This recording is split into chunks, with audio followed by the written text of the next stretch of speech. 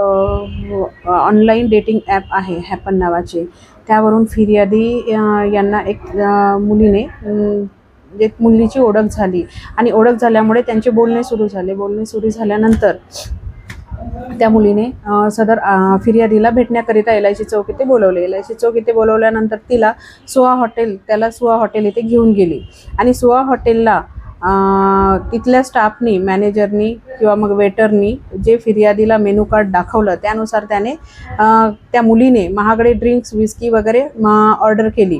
त्यावेळेस फिर्यादीला डाऊट आला, त्यामुळे त्याने वेटरला बोलवून बाकी ऑर्डर स्टॉप केले व बिलाचं विचारलं. बिलाचं विचारल्यामुळे त्याने सांगितलं 34,213 रुपये बिल झालेलं आहे.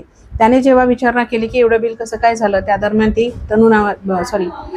दरम्यान ती मुलगी पडून गेली आणि याने जेव्हा बिलाचं विचारणा केलं त्यावेळेस तिथे हजर असलेला संपूर्ण स्टाफ, हॉटेल मॅनेजर, हॉटेलचा मालक यांनी याला बिलही दिलेलं नाही. त्याच्याकडून जबरदस्तीने QR कोडवरून पैसे वसूल केले आणि त्याला धमकी दिली, जर पैसे दिले नाही तर तुला नंग करून मारेल अशी धमकी दिली. या सर्व प्रकरणामध्ये याच्या आधीसुद्धा आमच्याकडे तक्रारी आलेल्या आहे, परंतु त्यावेळेस त्यांनी तक्रार न दिल्यामुळे आपल्याकडे गुन्हा नोंद झालेला नव्हता.